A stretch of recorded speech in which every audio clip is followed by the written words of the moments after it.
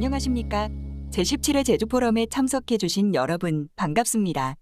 지금부터 접경 지역에서의 개발 환경 평화 넥서스 접근 방안 모색 세션을 시작하겠습니다. 본 행사는 동시 통역이 제공되며 통역을 원하시는 분들께서는 자리에 놓여 있는 수신기를 착용하시기 바랍니다. 한국어 채널은 1번, 영어는 2번입니다. 감사합니다.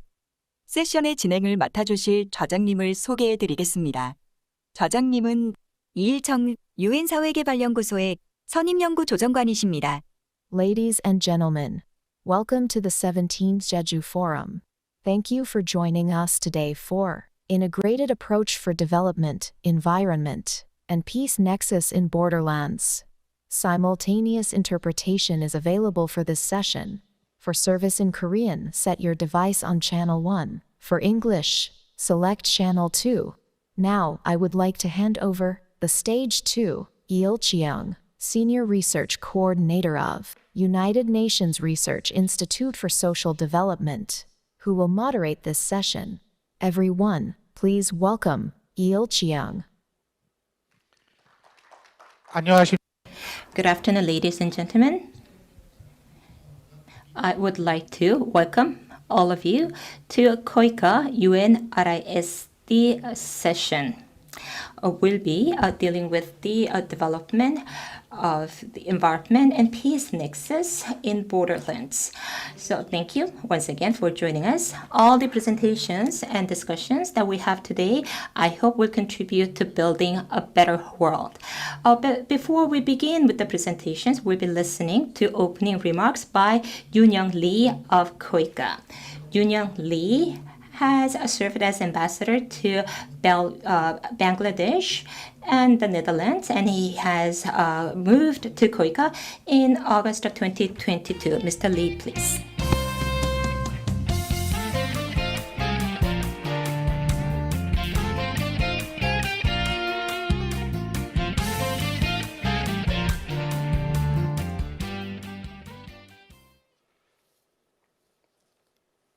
Distinguished guests, ladies and gentlemen, 안녕하세요. 반갑습니다. Good afternoon. The Vice President of KOICA, Korea International Cooperation Agency. It's a great pleasure and honor to me to welcome all of you today on behalf of the KOICA to this session on seeking the approaches for the development, environment, and peace nexus in border regions. 한국에 오신 거 환영합니다. Even as the COVID-19 pandemic continues to disrupt our daily lives, those of you at the UN Research Institute for Social Development, including the Dr. Il Cheong and his research team, and the organizers of this Jeju Forum have done an excellent job in making today's event happen. I extend my heartfelt gratitude to all of you for this making happen. As you may know, in 2005, Jeju Island was designated as an island for peace, world peace, by the government of the Republic of Korea. Since then, the Jeju Island has played a vital role in international fora by hosting quite a number of international events, including the 6 multilateral and bilateral summit talks. I'm glad to note the Jeju Forum for Peace and Prosperity has contributed to the Jeju Island's reputation during the last 22 years as an important venue for open and fruitful discussions on current global issues and topics that the international community has been faced with. Ladies and gentlemen, we are now confronting the unprecedented challenges in today's world, including the prolonged COVID-19 pandemic, the war in Ukraine, and the increase in the refugees worldwide, and climate change. In addition, according to the Sustainable Development Goals report published by the UN in 2022, those living in the poverty has increased by 75 to 95 million people, amounting to a total of 667 million as of this year due to the pandemic. Such daunting issues cannot be solved by one country alone, and they require us to pull our collective wisdom for sustainable solutions. In this sense, our discussions today will offer a valuable opportunity for us to look at the various issues from a comprehensive perspective and through the important analysis and suggestions in the agenda. As Korea's representative development cooperation agency, the KOICA, has adopted people, peace, prosperity, planet, and partnership, 5 Ps, as its core values. We fully recognize the importance of the peace agenda and making efforts to strengthen the HDP Nexus, integrating humanitarian aid, development, and peace in our projects. Also, of the 16 strategic initiatives set forth in our agency's mid to long-term strategy for 2022 to 2026, KOICA has chosen responding to complex crises and establishing peace in partner countries as its first task. In this regard, I believe today's discussions will provide meaningful lessons and fruitful insight, not only for KOICA, but also for all who are working hard in various forms in the area of development, environment, and peace. I expect your active participation and valuable contribution towards fruitful outcomes and continued interest so that we can put our today's conversation into specific action for the future. In closing, I'd like to once again extend my special thanks to the research institutes and the partner organizations and attendees who are participating both on and offline in the Jeju Forum sessions. Thank you so much. Thank you. 이윤영 이사님 축사 감사드립니다. Yes, Vice President Lee Yoon-young, thank you very much for those remarks. Let me introduce our speakers and panelists. The first presenter is Farida Nasali, consultant from the United Nations Development Program, and also Patrick Meehan, who's a postdoctoral research fellow at SOAS University of London, and Mr. Stephen Singer, Deputy Director of the Security Research Information Center, and Professor Kim Young-won and Lee Jin-young of Sagang University and Jeonbuk University, and Professor Kim Bo-kyung of Seoul National University. And for our discussants, we have Isaac Asare, Program Manager, United Nations Development Program, and Mr. Amado Philippe de Andre, who will be joining us via Zoom, who is a Regional Director of the United Nations Office on Drugs and Crime. So, ladies and gentlemen, let us begin with the first presentation. I and Farida will be talking about the guidelines on the integrated approach to development projects in Borderlands. As soon as the slides are ready, I will begin with the presentation. I will give my talk in English. Outputs of the project entitled Development, Peace and Environment Nexus in Borders and Borderlands, or DEEPEN project, undertaken by UNRISD and KOICA. The other outputs are 4 case studies which will be presented by the speakers of this session. In a nutshell, this DEEPEN project aims at filling 2 gaps in development studies and practices. The first is the lack of understanding or theories or guidance on how to design, implement, and evaluate integrated approach. Integrated approach as a remedy for siloed approach has been emphasized for a long time, in particular after the establishment of Sustainable Development Goals in 2015. However, despite this emphasis on integrated approach, there has not been much effort to theorize integrated approach and to provide guidance on how to design, implement, and evaluate integrated approach. Therefore, the first purpose of the guidelines is to provide guidance on how to realize integrated approach in development projects and programs in Borders and Borderlands. The second purpose of this project is to address the lack of understanding and less attention to borderlands in development discourses and practices. There are 2 reasons for this lack of understanding and less attention to borderlands and borders. Firstly, because borderlands are remote from the center, development stakeholders tend to pay less attention to borders and borderlands. The less attention is also caused by the incapacity to understand the complex and fluid dynamics of borders and borderlands. Ignorance and neglect of these specific characteristics of borderlands and people living in borderlands often produce inefficient or sometimes disastrous outcomes. Therefore, the second purpose of these guidelines is to help development stakeholders, in particular project and program designers and practitioners, to understand the context of borderlands and borders and people living in borderlands better, and help them to design and implement projects reflecting the characteristics of borderlands and people living in borderlands. The guidelines is composed of several chapters. The first chapter explains various concepts and practices of integrated approach, diverse definitions and theoretical explanations in different disciplines like sociology, politics, and management studies will be introduced.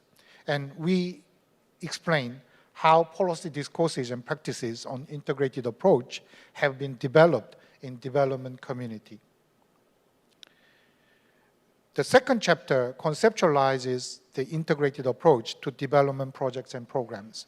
With this conceptualization of integrated approach, we expect development stakeholders to better understand and identify interdependence amongst policy domains and stakeholders, find solutions to attain multiple objectives, create means of cooperation and coordination, and make project instruments for integrated approach, such as measurement tools for the level of integration at the project level.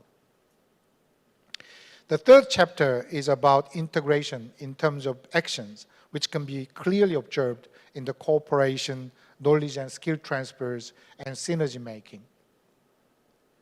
The fourth chapter is about integration found in the development projects and programs, such as vision and goal, policy agendas, policy instruments, knowledge and skills, processes, project stakeholders, geographical spaces, and monitor and evaluation. And the next chapter of the guideline identifies 12 factors which make integrated approach successful in development projects and programs.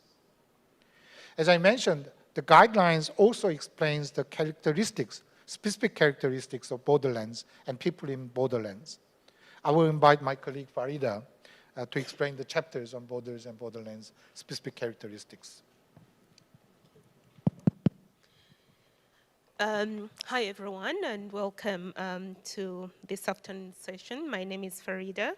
So in order to understand the application of these guidelines, it's important to understand the nature and characteristics of borders and borderlands.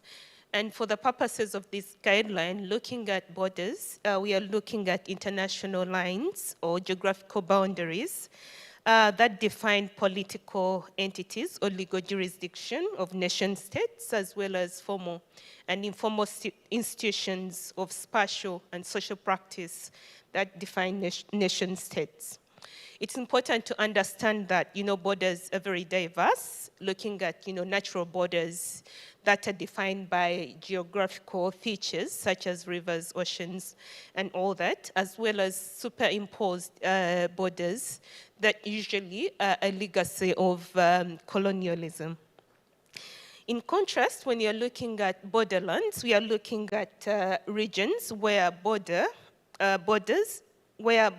are a main feature or a central feature of economic, social, and political life. And these are also very diverse, but it's also important to note that borders and borderlands mutually define each other.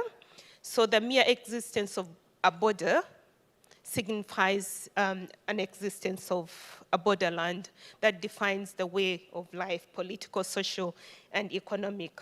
So when looking at borders and borderlands, they are characterized by diversity. They are very dynamic. There's very limited state authority. The population is very mobile, characterized by a lot of brain drain due to low wealth creation, and as well as protracted wars. Despite the challenges that are found in these spaces, there's a lot of or enormous economic potential, as well as these spaces display a lot of resiliency. Looking at the challenges and the diversity of these spaces, it justifies the application of an integrated approach from an interdisciplinary perspective. So project managers and implementers must have the cultural and technical competence and knowledge about the context and uniqueness of the specific border or borderland typology in order to be able to effectively implement these projects. So the guidelines will provide you with the formal grounding in these issues. Thank you so much. So based on the discussions on integrated approach and specific characteristics of borderlands and people living in borderlands, the guidelines offers detailed guidance on how to design, implement, and evaluate multidimensional integrated approach-based projects in borderlands. And finally, the guidelines provides readers with checklists for making multidimensional integrated approach-based projects in borderlands as well. So thank you very much for your attention. And I will close my presentation together with Farida. And without further ado, we will go for next speaker, Singo Wachopi. Singo, floor is yours.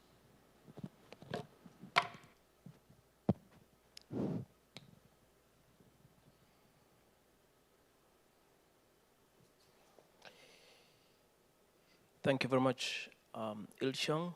My name is Singo Machofi. I am from Kenya. And I'm going to present our case study on the what we call the ICGLR Zone 3, Borderland. I'm working on this case study with two colleagues, Nathan Biamukama from Uganda and Isabel Kempf from Germany. The three of us worked for about 6 years for the International Conference on the Great Lakes region between 2007 and 2014. As we have heard from my colleague Natasha, borderlands are diverse. They are characterized by quite a bit of diversity. The ICGLR Zone 3 is no different. The ICGLR itself is a political mechanism that was established to respond to conflict and insecurity and underdevelopment in 12 border zones of the ICGLR. Of those 12, one of them is Zone 3. And that Zone 3 is to be found straddling the borderlands of northwestern Kenya, northeastern Uganda, and southwestern South Sudan. You will see it on my map there. The one that is highlighted pink, that is the border zone we are talking about. And it's characterized by, as I have said, insecurity. It is characterized by recording in progress. Proliferation of illegal guns. Communities there are armed. They have seen the need for them to buy guns, AK-47s. Why? Because they are pastoralists and they need those guns to protect their animals. There is cattle rustling, there is cattle raiding between communities, there is limited government presence, there is harsh climatic conditions, the place rarely gets rainfall. There is also the phenomenon of resources. Resources are available, but not exploited. Recently, on the side of Kenya, they discovered oil. In Uganda, they say there are mineral deposits. There is they say what? Is it suspected coltan? There is also gold, but not exploited. So you have communities living in poverty, but in the presence of resources that are not exploited. And because they are pastoralists, they depend on livestock keeping. The climatic conditions are harsh, so pasture is a problem. So there's contestations over pasture and water. And that's what necessitates communities arming themselves so that they can protect their animals from being stolen by their neighbors. There is also the phenomenon of climate change inflicted issues, like, for example, drought, long periods of drought, like now we are experiencing drought on the part of Kenya, and then suddenly you will find flooding. So communities will be struggling with the drought this season, then the next season they will be struggling with the flooding, and so on. And so that has created a situation of conflict, poverty, and also what some people have called marginalization. Government presence is limited on all sides of the borderlands. And you can, as you can see in my slides, there are pictures there that are showing the status of this place. You can see fellows are carrying guns. You can see also the climatic conditions, that is drought, that has led to quite a bit of deaths of animals. Then you can see the erosions when it has rained and flooding has occurred. That's what happens, how it looks.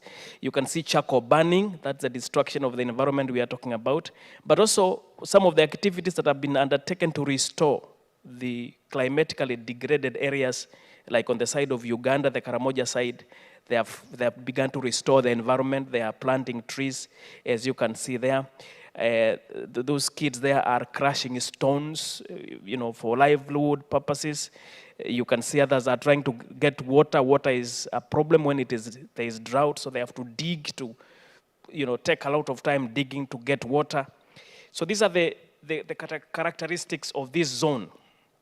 So what has been done to try to resolve the problem? From the ICGLR process, which I mentioned earlier, the idea was to integrate the Zone 3 through bringing together actors from the government side, from civil society, from media, to respond to the challenges therein, in terms of, in a concerted manner, to undertake joint projects that are participatory, to ensure that you mitigate not just the intercommunal conflict, but also the environmental challenges in the zone.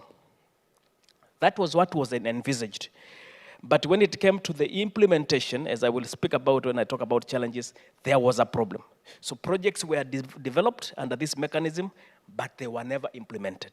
So you still find more than 15 years later, the same problem. So while integration was envisaged and well planned, it never happened. And that's why in our project, we are saying that if you implement from an integrated point of view, what had been envisaged, you can try then to change the situation in Zone 3.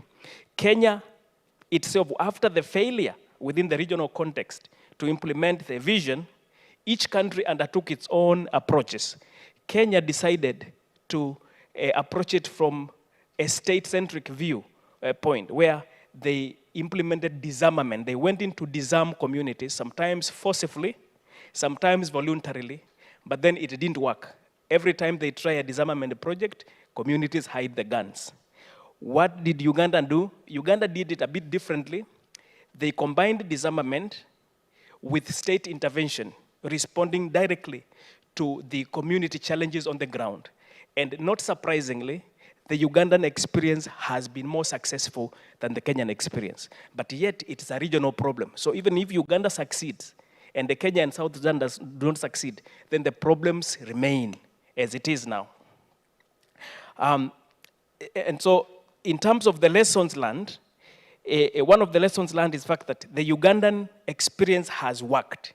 So the other countries, Kenya and South Sudan, can learn from it. What Uganda did and has worked can be replicated in the other countries. But more importantly, if integrating the actors in the three governments, the state actors, the non-state actors, if they can work together and approach it from the original vision, then it can be successful. The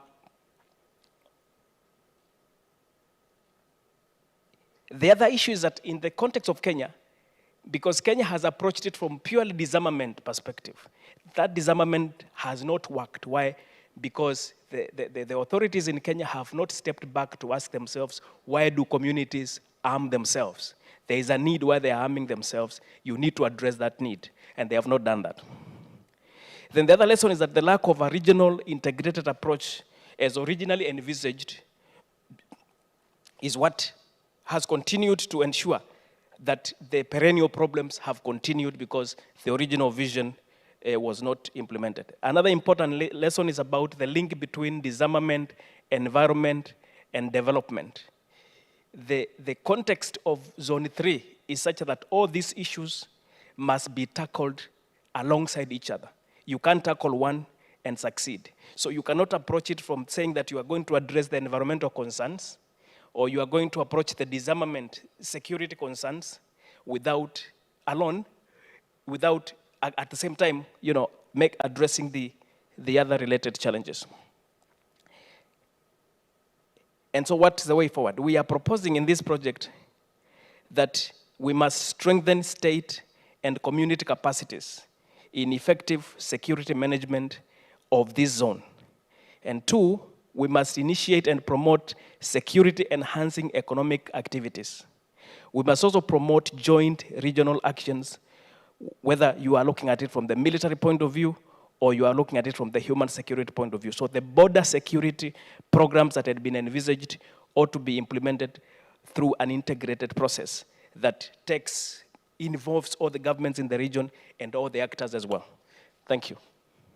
Thank you so much, Singo. And without further ado, again, we will go for the next presentation. We are under the time constraints, so I cannot make comment. Anyway, our next presenters will be Youngwan Kim, Professor Youngwan Kim from Seogang University, and Professor Jinyoung Lee from Jeonbuk National University. Youngwan, floor is yours. Hello. Yep, can I have slides?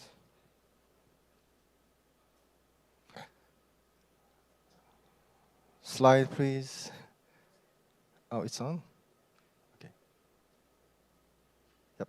Hello, my name is Youngwan Kim, Professor Seogang University. It's my honor to make a presentation at Jeju Forum with a case study of youth volunteers supporting peace and recovery in Darfur, so-called YOVRED.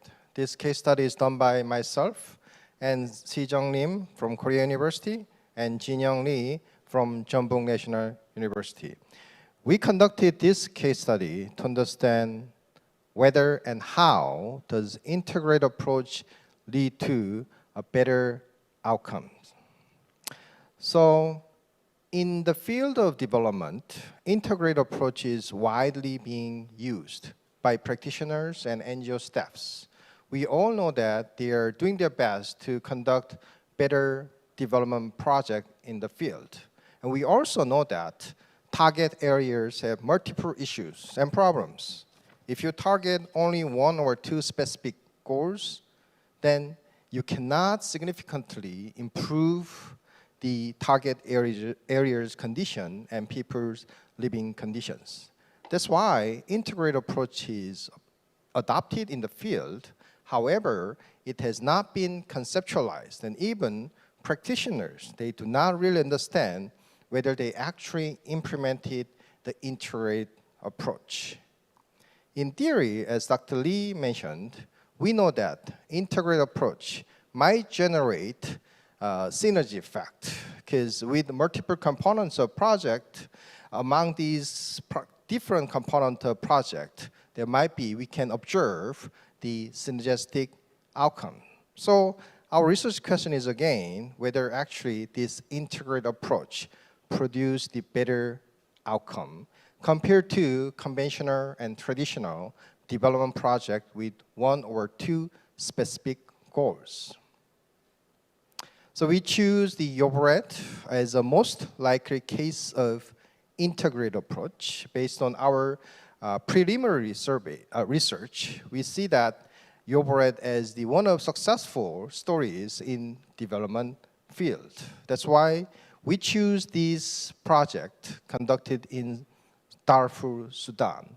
You all know that Darfur Darfur is infamous for constant conflict over the last decades. So this Yobre project is UNDP's flagship project on youth empowerment in conflict and post-conflict settings. And it started from 2012 as a phase 1, and from phase 1, 2, 3, 4, now phase 5 is actually ongoing. What they do is they actually train the youth. First, they train them how to stop conflict and how to make the peace in their areas. And then they also provide education how to increase their income, right? Income generating activities. Also, Yobre project provides social services like building health centers and sometimes youth sports centers. So it has multiple components of the project. So the Darfur is located in the western part of Sudan, and Dr. E and Professor Lee and myself, we actually went to Darfur and meet Isaac there, and we really like the project. And I think Isaac being here is the evidence how much we like the project, because you never invite project manager if you don't like the development project. So he's here. So we conducted interviews, key informative interviews, and focus group interviews, and also we did analytic hierarchy process to understand whether this target area has multiple issues and challenges. We visited very short time, like a week in the field, but that was really wonderful, wonderful time. And also I want to mention two things. When we were there, Dr. E asked about 1,000 questions to Isaac. And Isaac answered all the questions, 1,000 questions, about 200 questions per day. And then another thing surprised me was that these guys, UNDP staffs, they never late. They're always on time. And I can see that, okay, this project should be successful. Yeah. So anyway, this is some pictures in South Darfur and North Darfur, us conducting the interviews and focus group interviews. Based on our observation, it looks like, well, we have to admit that we only stayed there for about a week, so not a long time, not an in-depth observation. However, from our observation, we can see that synergistic effects of integrated approach was realized in 3 forms. The first one is complementarity. As I told you, the Yobre has 3 major components. The first one is political empowerment, how to stop conflict, maintain peace. The second one is the economic activities, income generating activities. Third one is provision of social services to the villagers. So it looks like each component, each major component is complementary to others. So in Darfur context, it's impossible to implement any other development project without peace. So maintaining peace was kind of necessary condition for all other development projects. And also, without money, even though you make a peace, that peace cannot be sustainable. And then, social services cannot be well provided without higher level income of the villagers. And then, without basic social services, living conditions cannot be improved. So these major goals of the projects are all complement to each other. And then we can see the spillover. This is kind of impact outside of scope of the major goal of the project. Sometimes it's ignored, and sometimes it's neglected by conventional project evaluation. One of the very interesting observations we can have in Darfur was that we can see that there's women empowerment. Well, Yobre project does not really target women empowerment directly, even though it requires more than 50% of female participants in the project. But UNDP and local NGOs are providing educations in terms of peace and economics. Women participants, the empowerment has been significantly increased. That was quite interesting observation we can have. And also the youth connections. As they train the youth, they call them youth volunteers. Youth volunteers themselves have a good network and connections. These network and connections can be utilized in any cases. And also, we can see that all participants gains psychological confidence because they got trained by UNDP, UN organizations. And also, as implementing partners and local ministers need to implement multiple components of project, those are all empowered in some ways. Another form of synergistic effects is enhanced ownership, where it's related to multiple stakeholders and multiple beneficiaries from different sectors and different villages.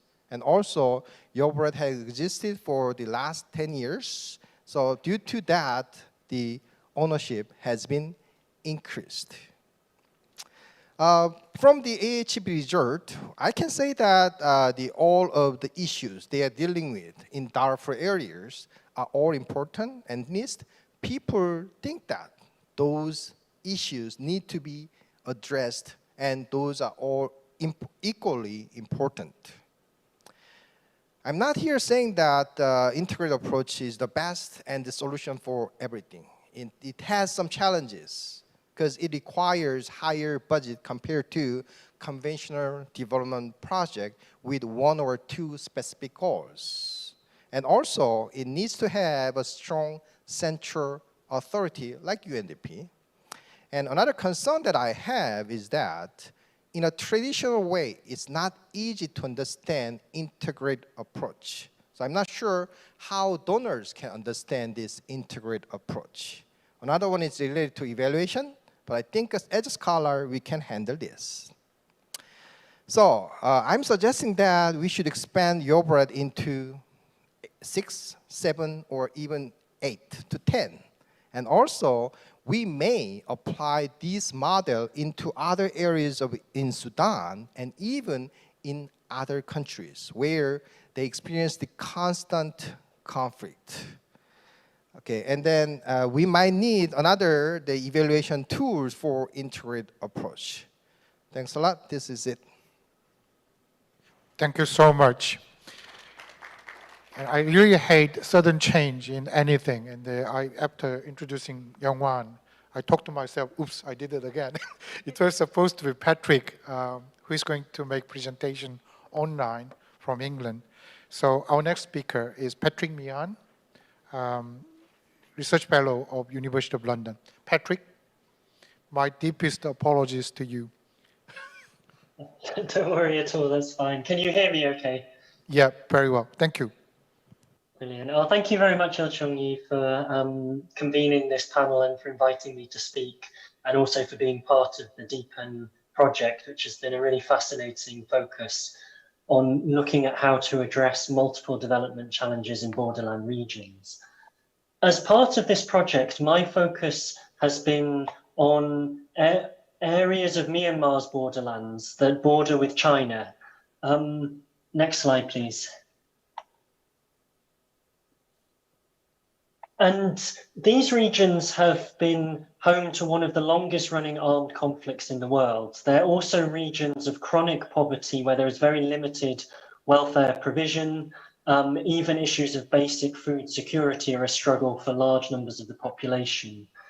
And it's also a region with a flourishing illegal drug economy. It's the world's second largest producer of opium in the world after Afghanistan, and has also become the epicenter of methamphetamine production in Asia. And And after the country's opening up in 2010, there was a massive increase in aid flows over the next decade, which continued until the military coup that occurred in February 2021. And, oh, next slide, please. And following this massive inflow of development aid and growing interest in Myanmar, there was an increasing interest of how to address the multifaceted development challenges within the country's borderlands. And in particular, there was an interest on how to address issues of drugs and development. And this was part of a wider initiative that was taking place within drug agencies at the time to try to think about how to implement development-orientated drug policies. And this was an attempt to try and move away from the kind of war on drug style policies of forced eradication, criminalization of farmers that were involved in drug cultivation, and instead to try and see drugs as a development challenge, and therefore to prioritize trying to tackle poverty and economic marginalization as a way to trying to reduce poor households' reliance on drug cultivation as a livelihood strategy. Next slide, please. And this particular case study focuses on two examples of efforts to integrate drugs and development policy within Myanmar's borderlands. The first was an alternative development program that was operated by UNODC, the UN Office on Drugs and Crime. And this sought to develop an integrated approach to tackling opium cultivation by first trying to support farmers to grow an alternative crop, to grow coffee instead of opium in these regions. And it also tried to make that model sustainable by establishing a cooperative of coffee farmers in this region as a way of trying to strengthen their bargaining power within local markets and national and international markets. It also tried to address a wider series of development challenges, tried to increase land tenure security for farmers in this region. It tried to tackle gender inequalities by strengthening women's participation in the project. And it also had an environmental component in that it saw opium cultivation as environmentally quite problematic because it often involved clearing forests to create land to grow opium. And next slide, please. And again, that was just some of the photos of this scheme. And next slide. And in terms of the lessons that can be learned from this particular project, it was clear that the growing scope to see drugs as a development issue was really important in enabling the metrics of success to be widened.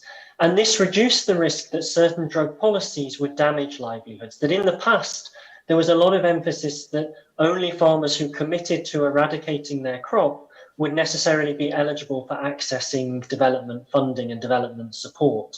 Those kinds of sequencing and conditionality were scaled back on this project, and the whole monitoring and evaluation was based very much around development indicators, around poverty reduction and trying to support alternative livelihoods.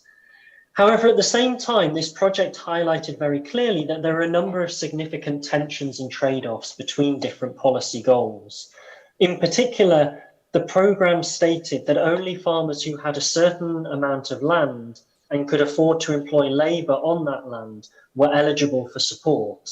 And the logic for this was that it meant that they were more likely to be sustainable in terms of being able to cultivate coffee over the long run and having the investment capital and land to make that viable. But at the same time, it marginalized the poorest and most vulnerable in these regions who didn't fit the criteria to access support in that scheme. But I think probably the most significant issue around this project is that when it focused on integration, it very much focused on the integration within the project of making all of these different components fit together. But there was much less focus on understanding how drugs and development and poverty issues were actually integrated within the context where they were working. And this became a bit of an issue in the sense that the project was framed around this idea of supporting marginalized farmers to enter into the formal legal economy by becoming coffee cultivators and trying to support them in competitive markets.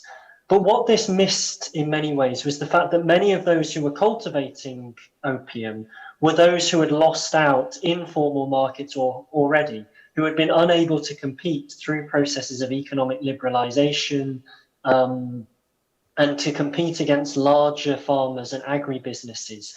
So there was no real assessment of the structural conditions that linked poverty and development. And in many ways, it reinvigorated a model of trying to integrate farmers into a wider economic system in which they had already struggled to make their livelihoods. Next slide, please. And again, sorry, I'll move on to the next slide as well. The second case study that my paper looks at is a much larger program which was implemented by China in Myanmar's borderlands. And it was an opium substitution program that ostensibly also emphasized an integrated approach that was about reducing levels of drug production in this area, but also promoting widespread economic development by integrating Myanmar's remote borderlands more deeply into China's economy. By promoting large-scale agribusiness development in these areas. And it was also seen as having a public health component in the hope that by reducing levels of opium cultivation in Myanmar, it would reduce drug-related health issues within China as a large amount of the opium produced in Myanmar went across the border into China. Next slide, please. However, one of the very significant issues with this program is that although the funding came from the central government in China, control over this program was delegated to the provincial authorities in Yunnan, which is the province that borders Myanmar in Western China. And it was also administered by the Yunnanese Chamber of Commerce. And what you gradually saw through this program was the corporate capture of development funding, which ended up being channeled into a series of initiatives that ultimately were designed to support the interests of Chinese agribusinesses to expand into northern Myanmar. So funding was given to these companies in the form of tax breaks, import licenses, and support for investment abroad. And there was very little interest in actually addressing some of the wider public health and opium cultivation reduction components of the project. And instead it fed into a system of very large scale plantation agriculture, especially of rubber and banana. Next slide, please. That's just one of the large scale banana plantations that were funded through this. And next slide again, please. And what you saw as the impacts through this program was a very vast expansion of Chinese agribusiness enterprises into northern Myanmar. But there was poor integration of different policy goals. And what you actually saw is some very significant contradictions between different policy goals. That most of the agribusinesses that moved into northern Myanmar were really interested in lowland, flat, fertile farmland. In order to expand agribusinesses, which weren't the areas where opium was cultivated, which was much more in the upland regions. And in fact, the movement in of these agribusinesses created much greater land insecurity for many farmers and actually pushed many farmers off their land and was associated with an actual rise in opium cultivation as farmers resorted to cultivating opium to cope with the livelihood insecurities that had been created by the expansion of agribusinesses in this region. Many of these agribusinesses also worked through alliances with local military organizations and armed groups and militias in these areas, many of whom were actually heavily involved in the drug trade and trafficking drugs into China. So you see a number of counterproductive impacts of this project. Next slide, please. And in many ways, this particular program highlights some of the significant difficulties around trying to promote integrated projects. The first of these is the clear need to understand competing interests. There are very diverse sets of interests that coalesce around development programs, especially when there's significant funding attached to them. There's also the need to access the unstated interests of different stakeholders, that while many of these agribusinesses emphasize their interest in tackling opium cultivation, in many ways they had a different set of interests.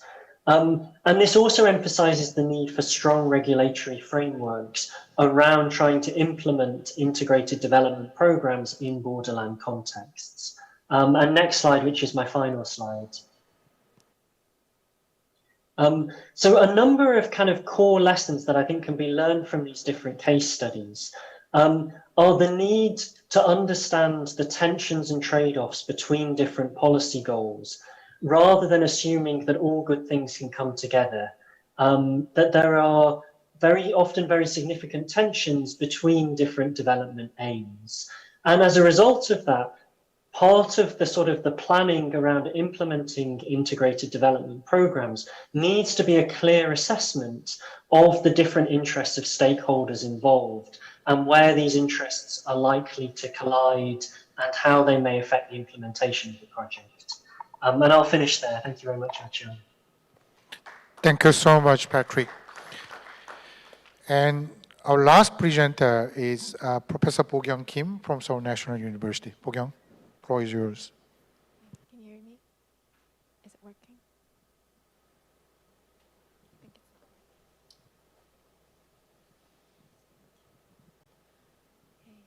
Thank you very much, Dr. Yi. My name is Bo-kyung Kim from Seoul National University, and today I'll be presenting on the project that I'm co-working on with Professor Taekyun Kim, also from the same affiliation. And our project is about devising an inclusive mechanism and connecting it to the integrated approach, especially in the region of the borderlines and borderlands. And we took the example from KOICA's Mine Action and Peace Village projects that are being conducted in the region. And our selected cases are from Cambodia and Laos. Okay, so South Korea has a long history with its partnership with the Mekong region that dates back more than a decade ago, from 2010. And countries in this region, including Cambodia, Laos, Myanmar, Vietnam, and Thailand, are well known for their heavy damage caused by explosive remnants of war, unexploded ordnance, mines, and other explosives. And we started the project expecting and with the anticipation that this mine action project would be very applicable to the integrated approach, in the sense that not only is removing the mine from the affected region is the ultimate objective, but we aim to build communities back again. We aim to build the rural development and create income generation and such and so on. And this goes in line with the UN's 5P as well. For example, the removal of UXO landmine goes with peace. The protection of human rights of the disabled and mine victims goes with people. Inclusive development, rural community development goes with prosperity. And taking consideration of the cross-cutting issues of gender, environment, and climate change, that requires planet and partnership. So there's a lot going on when we talk about mine action and affected regions. So there does exist various international community movements on mine action, such as the Convention on Cluster Munitions, or the UN Mine Action Service as a specialized agency, and there are many more. However, the existing approaches to mine action in the past has focused rather narrowly onto simple UXO mine removal, and if a step further, a relatively shorter term risk education programs. So in this context, the KOICA's 2019 Peace Village development program in the Mekong region is very much significant, since it demonstrates an exceptional case that attempts to overcome such limitations on the global level caused by piecemeal approaches, and instead by tackling the issue area with a rather more holistic approach. The hallmark based on our analysis was that the KOICA's program tried to extend the scope with a pick and mix method to integrate across and among various sectors. So there were 9 projects that were included into the 2019 Peace Village Development Program in the Mekong CLMV countries. And as a initiation stage, on the initiation stage, there was a very short 1 week long training workshop titled as the Trilateral Cooperation Workshop on the Integration of Mine Action and Victim Assistance to Peaceful and Inclusive Rural Community Development in the Mekong region. It was conducted in November 2019. The workshop invited 21 trainees, 46 government officials from each of the CLMV countries, and it aimed to understand and share the best practices of neighboring countries and to enhance mutual learning on policies and activities related to UXL mine action, victim assistance, and rural development. So it was more of a mingle and learning week that we aim to create as a platform for the key government officials to come and see what's on the table for trilateral cooperation. However, based on one of the key participant interview from the workshop, he or she mentioned that although the workshop was very helpful, the one-time workshop was proof that a longer-term periodic fundamental information management system and a more basic knowledge-sharing platform among the participating countries were necessary, and that would be the core of the sustainability of such integrated framework. So we then went on to looking into the 9 projects. And while looking at the project papers, we bore the question in mind, how can we create an enabling environment for the development environment and peace nexus as a whole, and how can projects be implemented in a more holistic manner under transformation, social change, with the whole of society approach in conflict zones, especially on borderlands, etc. So what would be the scaling up pathways? We were tracing such trajectories and some patterns. And as sub-questions, we were intending to find answers toward what are the multipliers, what's the tipping point for iterative scaling up. So it shouldn't be a one-shot game. It's not just about blending itself. It should be able to be settling down. It should be able to be iterated. So these were the key points that we focused on. And so the Mekong Region COICA projects was used as a testbed since it took into account not only the mine removal, but also some of the projects went on towards the next phase, focusing more on the rural community development as well.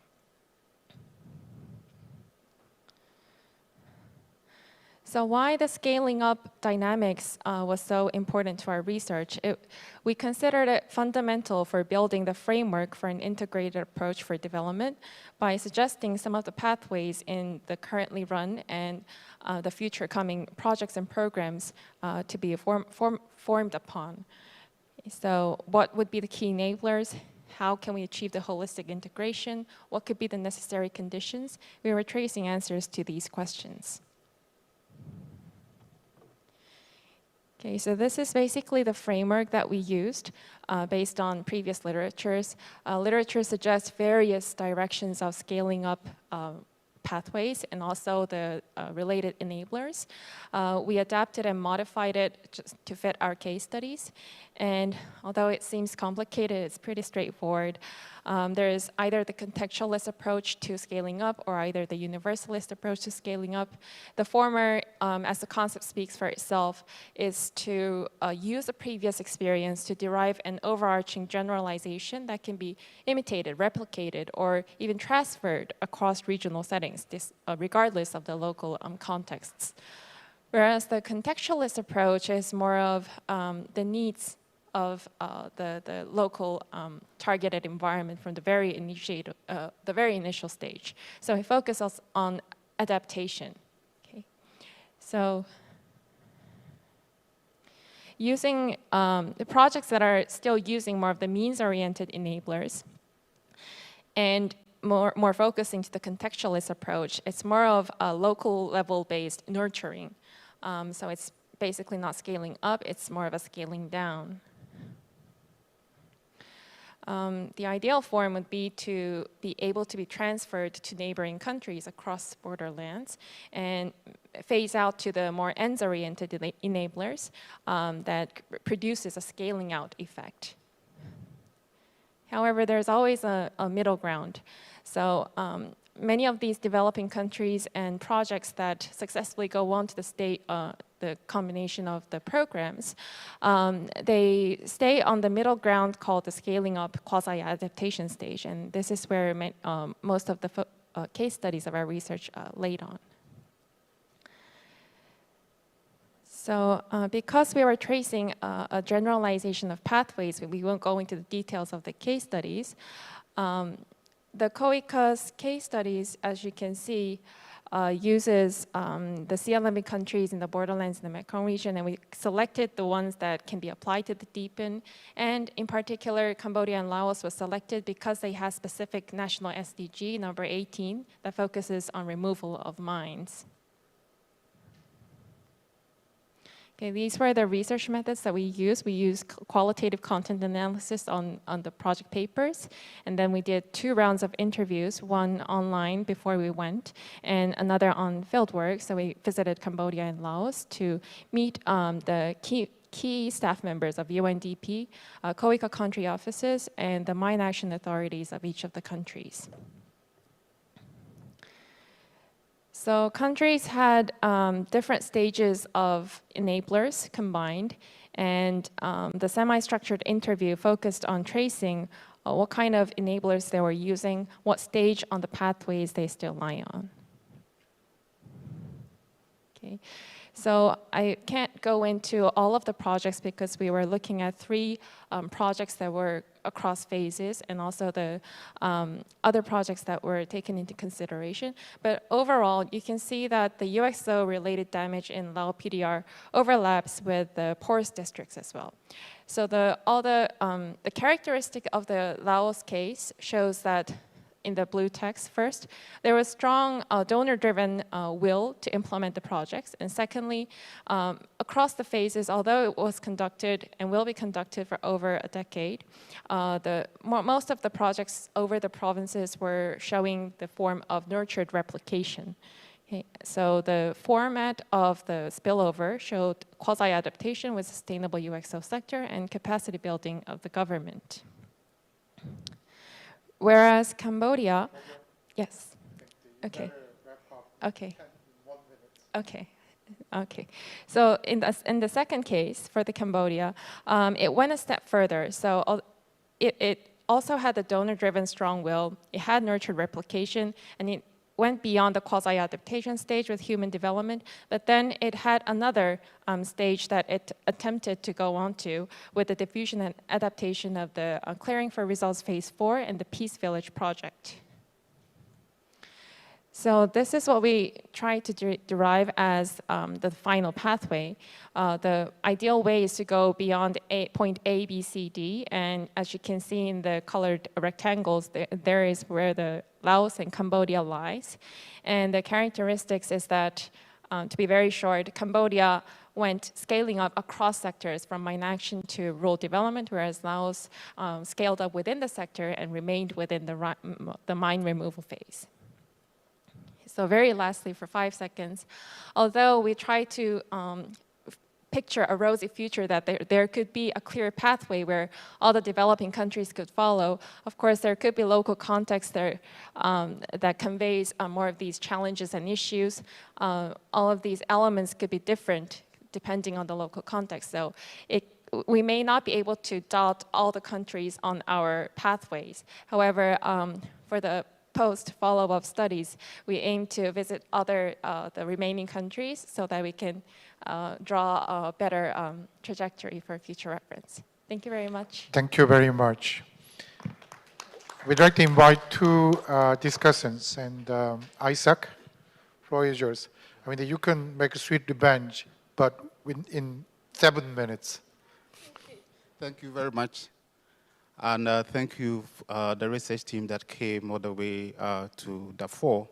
And I want to thank Prof for the comments.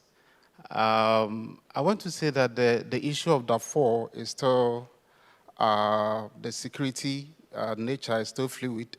We still have protracted conflicts, mainly between nomads and farmers, and also intertribal conflicts. There's the issue of unemployment among the youth, And the population, the youth accounts for more than 60% of the population. And we also see that there's unemployment, and more than 40% of the youth are unemployed. So they are candidates for armed groups that want to recruit to cause trouble in the region. We also have the issue of access, lack of development in the area, mainly access to water, and also competition over land, especially productive land. And so UNDP is approach to programming focuses on the Nexus, the triple Nexus. And what we are doing currently has been focusing on the peace, stabilization, resilience building, and also to support economic recovery in the region. And I must say that Quaker has been a very immense support to UNDP in the region. We started 2012 with UVARED, and Quaker has been supporting us to date. We are in phase 5 of the project, as was mentioned, and there's more need to continue because we have a population of more than 12 million, with 60% being youth. Means that we need to tackle more youth. We also see that we have trained over the years, trained over 800 youth who have been deployed into this, into more than 200 communities, supporting development process and peace processes in their communities. What we do is we train them.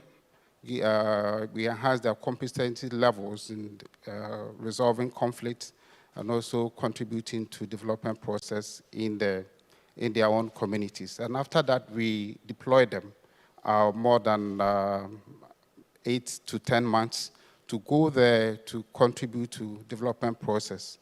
And so in terms of the goal, we're looking at how the youth can be used, we can use their energy focusing on social cohesion, peace, and economic recovery.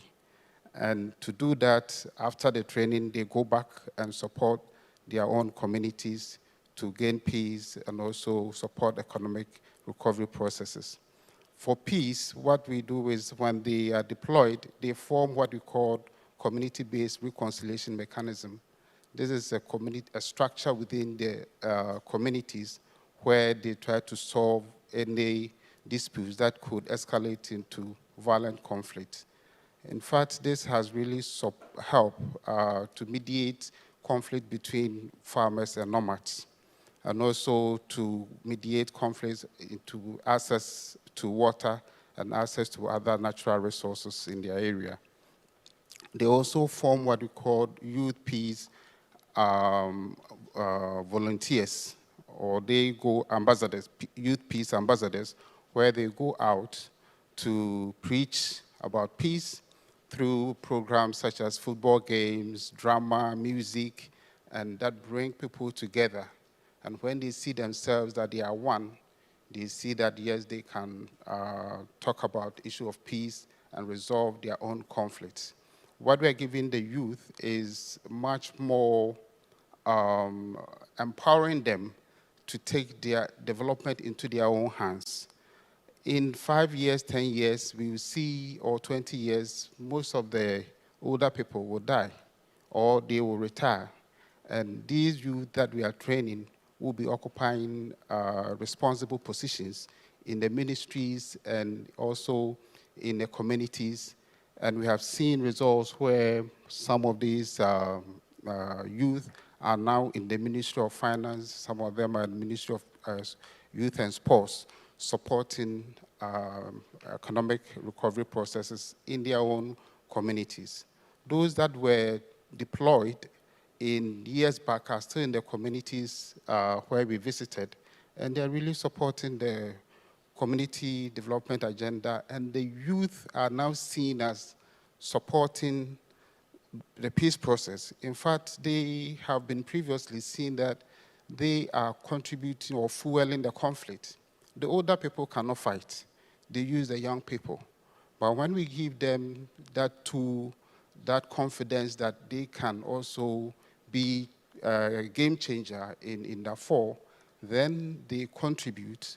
And then the elders also see them that, yes, they have new ideas that they can support the peace process. Recently in West Darfur, there was a conflict in one of the locality called Krenik, and a lot of people died there. The youth volunteers that we have currently under Phase 5 went there and formed the community reconciliation mechanism there that really helped draft the agreement between the factions that were fighting. And this has really helped the farmers to go back to their lands to farm, and then nomads are able to go to the market to also trade. We also provide them with other infrastructure that bring them together and also cause some kind of interdependencies. When they depend on each other, then they know that we can all make it. What we do is we provide like sports complex, youth centers that bring people together so that they can all talk about peace and they can see themselves as one. In fact, what the project has done is has given the confidence to the youth that they can be a game changer. They are now within the community supporting the peace processes. They are also supporting women groups, forming associations, and helping them to increase their incomes. The project is not only supporting or protecting lives in the region, but also is giving life to a lot of people.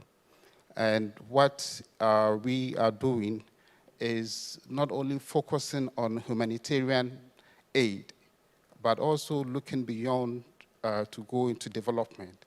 Because once we are able to enter into development, then we will able to reduce the dependency on aid. As at now, a lot of people are dependent on humanitarian aid, but the issue there in Darfur is lack of development. And if we are able to get more youth into development processes and support the peace processes, then we'll be able to reduce dependency on humanitarian aid. Thank you very much. Thank you so much, Isaac. Our next discussion is Amado Philip, who is online. Amado, are you there? Yes. Good afternoon. Good morning to everybody. First of all, thank you very much for this kind invitation by the government of the Republic of Korea and, of course, our brothers and sisters of the UN Research Institute for Social Development in Geneva. If we can go to the presentation, maybe to slide 5, I'd like to share with you, based on what we have heard today and the 18 years of experience that UNODC has on border programs and on the peace, environment, and development nexus, 5 ideas. The first one is, if we can ask ourselves, in terms of drug production, we have heard Patrick talk about crop substitution, right? Drugs, whether it's marijuana or coca or opium, need to be substituted. Otherwise, the impact for local communities and border communities is huge. Now, I'll give you one good recipe of what I would consider one of the best working models in terms of crop substitution and, of course, drug fighting production in the world. This is our multi-million-dollar program between UNODC and the government of Colombia, where farmers of coca in Medellin and other provinces in Colombia have become, over the last 11 years, farmers of high market value crops, including coffee and cocoa. We are trying to do a similar scheme, similar program in Senegal, in the frontier between Senegal and Guinea-Bissau, substituting marijuana for high-end market value crops, for example, mango. So this is one of the ideas. The approach has to be integrated, and for example, the project in Colombia has touched more than 30,000 families in the first 5 years. So this has to be multiplied times 2 for the last 11 years. Second idea, and a part of this idea is reflected on your screen right now. If we were to ask ourselves, Amado, what would be the best instrument in terms of border management programs that you can quote? I would quote one instrument, 3 programs managed by UNODC right now. The instrument is the creation, led by member states, supported by UNODC, of interagency units, whether these units are in ports, or in airports, or in land borders, integrated border management units, coming from police, gendarmerie, from the prosecution office, from intelligence, from defense, etc. One of the examples is the Global Maritime Crime Program, and you have on your screens the results just in West and Central Africa for the last 3.5 years, where UNODC and member states such as Nigeria or Togo are leading in strengthening criminal justice chain, while we work, for example, more and more on fighting illicit and illegal fisheries along with FAO. If we can go to the next slide, please.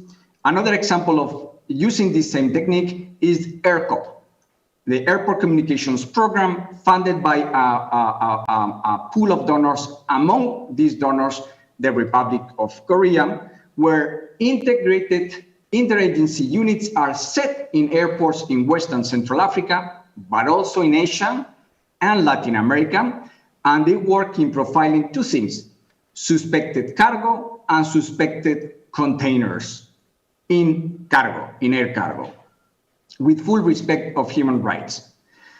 And the third example, if we can go to the next slide, please, is the container control program.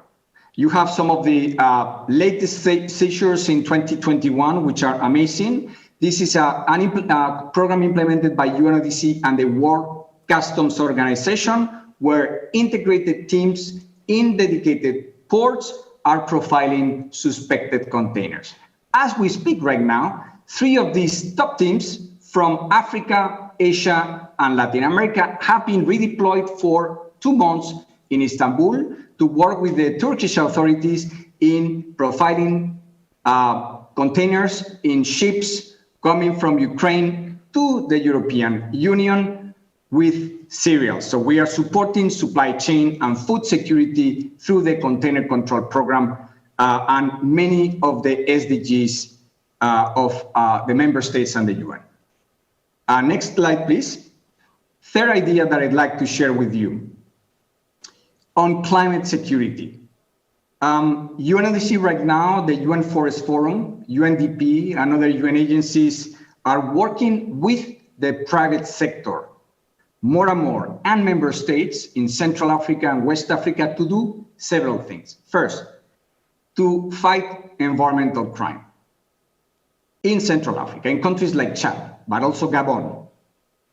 Identify hectares of land where carbon dioxide can be sequestered and measured, then generate a carbon credit platform with the private sector, with private sector partners like NASDAQ or Exchange or UK Cloud, and monetize these funds from carbon credits to a dedicated UN trust fund managed by the UN resident coordinator and UNDP. And these funds will serve to reforest and create sustainable agricultural livelihoods in these countries in border areas.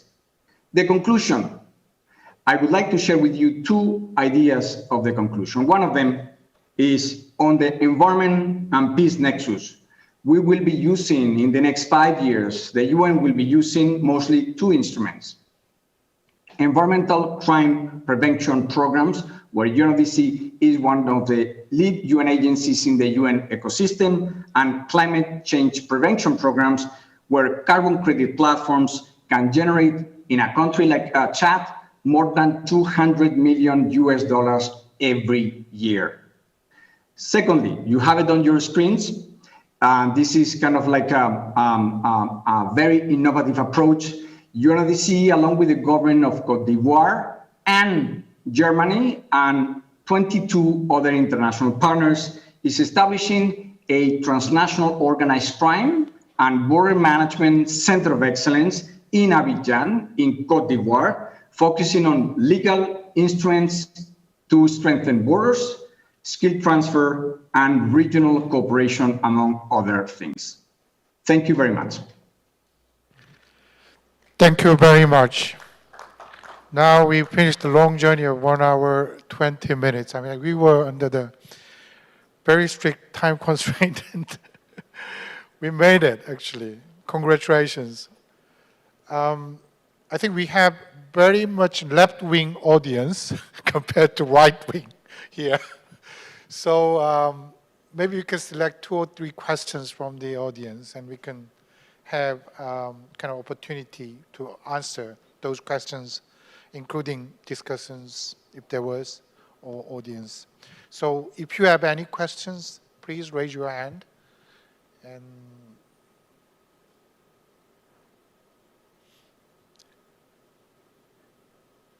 no questions, but I see one raised hand over there.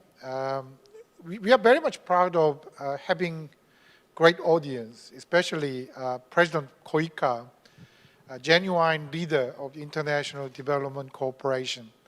And he's the mentor of many development scholars and students in South Korea and beyond South Korea. And I'd like to invite Professor Hyuk Sang-son, President of Koika, to make questions.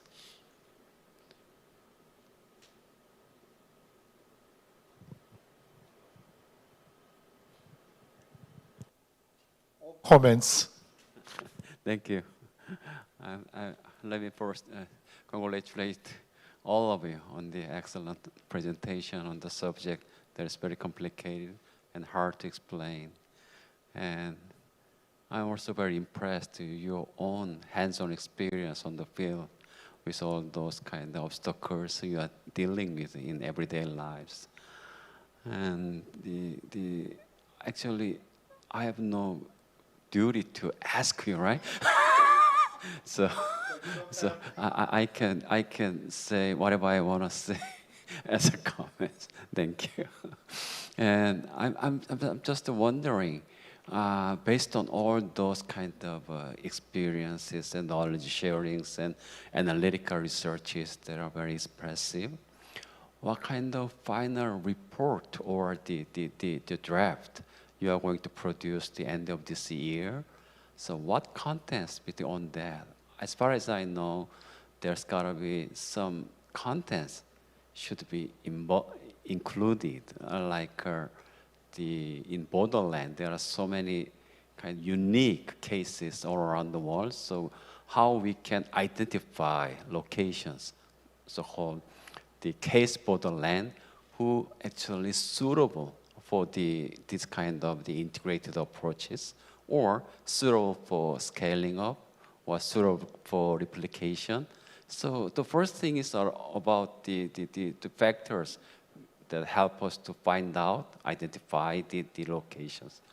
The second one, as far as I know, you are going to do those kind of research are undergoing. Is that the guidelines for the designing the programs? What kind of things we have to avoid, or the things we have to incorporate into our into the design we are actually making in the initial phase. And third is that about the monitoring. The integrated approach has to have a kind of more flexible or more kind of expanded tools for the monitoring its impact. In that case, so as far as I know, of course, there's a method to the complicated or complex situation analysis. However, this kind of specific cases of the integrated approach, how we can actually more kind of, consensus-based kind of, common sense tools to actually monitor or to share the real outcomes of those projects. So the COICA is really looking forward to the outcomes of this kind of your core research, and we are ready to work with our partner organizations to implement this kind of project. Of course, we are starting as a very small scale, but in the end, we actually have an ambition to actually bring all those positive impacts on the borderland. Because as all know, the Korea also possess borderland in the center of our peninsula. In the Korean peninsula, we have a borderland too. It's not a kind of academic questions. It's a real questions to the Korean people too. So let me once again congratulations on your work. Otherwise, I'm gonna continue overnight. We can have a seminar again. So I really hope to see you again, and thank you very much. Thank you very much. I mean, the map conserves two roles at least. One is to let you know where you are, and the other is to let you know where you will go. And guidance will serve that kind of roles for development practitioners and decision makers. And I think I asked him to make questions to answer those questions, but he made the questions to do another project on other issues. We will do better. We will do better than our best to make another project to answer those questions. And thank you very much for all your participation. And thank you, Patrick and Amado online.